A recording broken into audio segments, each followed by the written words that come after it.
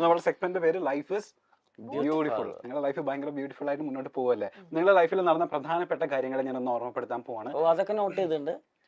Not ചെയ്തിട്ടുണ്ട്. ഞാൻ എന്തായാലും ഒരു ഡിന്നർ ഡിന്നർ സെറ്റ് ആണ്. ഓ സെറ്റ് എന്നാ കൊള്ളാം. ഞാൻ പോയിന്റ് കൂടെ കേക്കട്ടെ. എന്നിട്ട് മതി അവിടെ ഇരിക്കട്ടെ. ആദ്യത്തെ സാധനം ഞാൻ പറയട്ടെ, നിങ്ങൾ പ്രപ്പോസ് ചെയ്ത ഒരു ദിവസം ഉണ്ടല്ലോ, ഓർമ്മയുണ്ടോ പിള്ളേരെ? അന്നത്തെ ദിവസം നിങ്ങൾക്ക് ഉറക്കം കളഞ്ഞ ആ ദിവസം, പ്രപ്പോസിംഗ് ഡേ ഒന്ന് ഓർമ്മിപ്പിക്കുക. ഞങ്ങൾക്ക് പറഞ്ഞല്ലോ എങ്ങനെയായിരുന്നു? മറക്കില്ലല്ലോ നമ്മള്. താങ്കളാണ് പ്രപ്പോസ് ചെയ്തത്. പക്ഷെ താങ്കളെ പ്രപ്പോസ് ചെയ്ത, പക്ഷെ ആ പ്രപ്പോസൽ ഇവര് ഭയങ്കരമായിട്ട് റിജക്ട് ചെയ്തു. കറഞ്ച മുറഞ്ച ഒരു ഇതില്ലാതെ റിജക്ട് ചെയ്തു. ഇത്രയും സുന്ദരനായിട്ടുള്ള അന്ന് ഇത്രയും ഭംഗിയാണ്.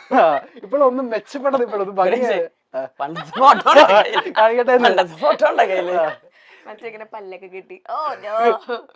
അപ്പൊ പറ, എങ്ങനെയായിരുന്നു ആ പ്രപ്പോസിംഗ് ഡേ?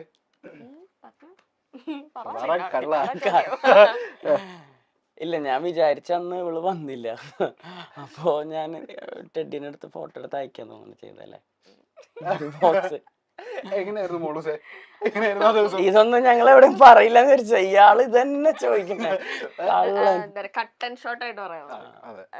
അതായത് ഒരു വാലന്റൈൻസ് ഡേ ആയിരുന്നു. അപ്പൊ അന്ന് ആക്ച്വലി എല്ലാരും ഇഷ്ടം തുറന്നു പറയുന്ന ദിവസമാണ്. ഇതുപോലൊരു വാലന്റൈൻസ് ഡേ ദിവസം. അതെ. അപ്പം ഇവൻ ആ ഇഷ്ടം തുറന്നു പറയാൻ വേണ്ടി അവിടെ റെഡി ആയിട്ടിരിക്കുന്നു. ഞാൻ വരുന്നു പറഞ്ഞു, പക്ഷെ ഞാൻ പോയില്ല. അപ്പം ഞാൻ പോയില്ല. അപ്പം എങ്ങനെയാലും പറയണല്ലോ അന്നത്തെ ദിവസം. അപ്പം എനിക്കൊരു ബോക്സ് അല്ലെ ഗിഫ്റ്റ് ബോക്സ് ഇങ്ങനെ പിടിച്ചിട്ടൊരു ഫോട്ടോ എടുത്ത് അയച്ചു തന്നു. അപ്പൊ എന്ത് വാലന്റൈൻസ് ഡേക്ക് ഗിഫ്റ്റ് മൊത്തത്തിൽ അരുണ്, ചിഞ്ചും, മഞ്ജു ആ കൂട്ടത്തിൽ ഒരു ഗിഫ്റ്റും കൂടെ എന്നൊക്കെ. അപ്പം എനിക്ക് ഏകദേശം ഒരു റൂട്ട് മനസ്സിലായി. പിന്നെ ഞാൻ പിന്നെ നെക്സ്റ്റ് ഡേ ഞാൻ ചെന്നപ്പം ഞാൻ പറഞ്ഞു എടുക്ക ഗിഫ്റ്റ് എടുക്കുക. എനിക്ക് അതിനകത്ത് എന്താ പറയാനുള്ള ഒരു എക്സൈറ്റ്മെന്റ് അല്ല, അത് ഇങ്ങനെ ഗിഫ്റ്റ് എല്ലാവർക്കും. ഓക്കെ. അപ്പം തുറന്നപ്പം അതിനകത്ത് ഒരു ടെഡിയും പിന്നെ അതിന്റെ നടുക്ക് ഇങ്ങനെ ഒരു ഐ ലവ് ഇതുപോലത്തെ ഒരു ലവ്, കുഞ്ഞു ലവ്, ഫ്രണ്ട് ആയിട്ട് ഒരു ഐ ലവ് യു. അതെ, ഐ ലവ് യും പിന്നെ ഒരു ഡയറി മിൽക്കും ഉണ്ടായിരുന്നു. അതായിരുന്നു അതിനകത്ത് ഉണ്ടായിരുന്നത്. ഡയറി മിൽക്ക് എനിക്ക് ഭയങ്കര ഇഷ്ടമായിരുന്നു. അപ്പൊ അതുകൊണ്ട് അതും വെച്ചിട്ട് ഇഷ്ടമായത് കൊണ്ട് എല്ലാരും ഡയറി മിൽക്ക് മേടിച്ചു കൊടുക്കണ്ട, സെറ്റ് ആവില്ല. അങ്ങനെ മേടിച്ചു തന്നു. അപ്പൊ ഞാൻ ചോദിച്ചത് എന്താ സംഭവം ചോദിച്ചു. അപ്പൊ അല്ല അറിയാം. അപ്പൊ ഒന്നുമില്ല, ഞാൻ വെറുതെ മേടിച്ചതാ അതൊക്കെ, അതിന് വേണ്ടിട്ടൊന്നുമല്ല അതൊക്കെ പോരെ. അങ്ങനെ പറഞ്ഞു. അവിടെ പിന്നെ ഓഫ് കോഴ്സ് ഞാൻ റിജക്ട് വെച്ചാൽ വേണ്ട, പരിപാടി ഒന്നും നമുക്ക് സെറ്റ് ആവില്ല. അത് ഇതൊന്നും ശരിയാവില്ല, ഞാൻ ഇങ്ങനെ ഒന്നും കണ്ടിട്ടില്ല. പിന്നെ ഫ്യൂച്ചറൊക്കെ ആലോചിച്ചിട്ടുണ്ടോന്നൊക്കെ പറഞ്ഞ എന്തൊക്കെ തള്ളി. അന്ന് ഭയങ്കര ടെലോയിഡ് ആയിരുന്നു ഞാൻ. അങ്ങനെയൊക്കെ പറഞ്ഞ അത് അവിടെ സെറ്റ് ആയി. പിന്നെ നമ്മള് എന്താ പറയാ ടെക്സ്റ്റൈലും കാര്യങ്ങളൊക്കെ ഉണ്ട്. മതിട്ടാ അല്ല, എനിക്ക് അവനെ ഇഷ്ടമാണ്. കാരണം നല്ലൊരു ഫ്രണ്ടാണ്. പിന്നെ ഇവനെ എല്ലാവർക്കും ഇഷ്ടപ്പെടും. പ്രത്യേകിച്ച് പെമ്പിള്ളേർക്ക് ഇവനെ ഭയങ്കരമായിട്ട് ഇഷ്ടപ്പെടും. കാരണം അങ്ങനത്തെ ഒരു ക്യാരക്ടറാണ് അവന്റെ. അത് ഇപ്പോഴും അങ്ങനെയൊക്കെ തന്നെയാ. കല്യാണം കഴിഞ്ഞ ശേഷം എനിക്ക് മാർക്കറ്റ് വേണ്ട.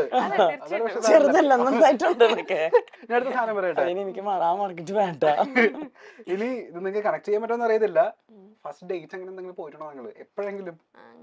പുറത്ത് നടന്നിട്ടില്ലെങ്കിൽ എവിടെയെങ്കിലും? അല്ല, ശരിക്കും പറഞ്ഞ ഇപ്രാവശ്യം ഞങ്ങൾ അത് ആലോചിക്കായിരുന്നു ഡേറ്റിന് പോകുന്നു. 11 വർഷങ്ങൾക്ക് ശേഷം.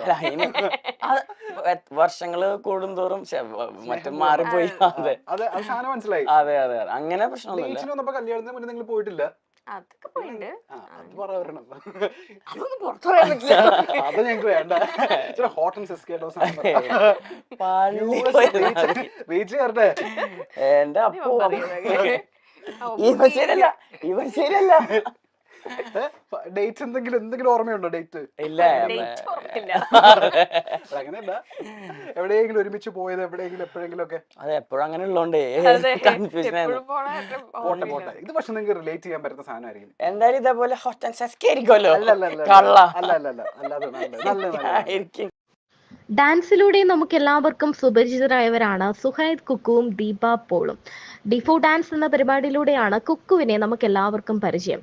കുക്കു എന്ന പേര് കേൾക്കുമ്പോൾ തന്നെ ഡാൻസ് ആയിരിക്കും എല്ലാവർക്കും ഓർമ്മ വരുന്നത്. അപ്രതീക്ഷിതമായിട്ടായിരുന്നു ഇവരുടെ വിവാഹം. ഈ വിവാഹത്തോടെ കുക്കുവും ദീപയും ഒരു ഡാൻസിംഗ് കപ്പിളായി നമ്മുടെ മുന്നിലുണ്ട്. എന്നാൽ ഒരുപാട് പ്രശ്നങ്ങൾക്കിടയിലായിരുന്നു ഇവരുടെ വിവാഹം നടന്നത്. ഇതിനെക്കുറിച്ച് പലപ്പോഴും ഇരുവരും തുറന്നു പറഞ്ഞിട്ടുമുണ്ട്. വീട്ടുകാരുടെ സപ്പോർട്ടൊന്നും അധികം ഇല്ലാതെയായിരുന്നു വിവാഹം. എന്നാൽ വിവാഹം വലിയ ആർഭാടമായിട്ട് തന്നെ നടത്തുകയും ചെയ്തിട്ടുണ്ട്.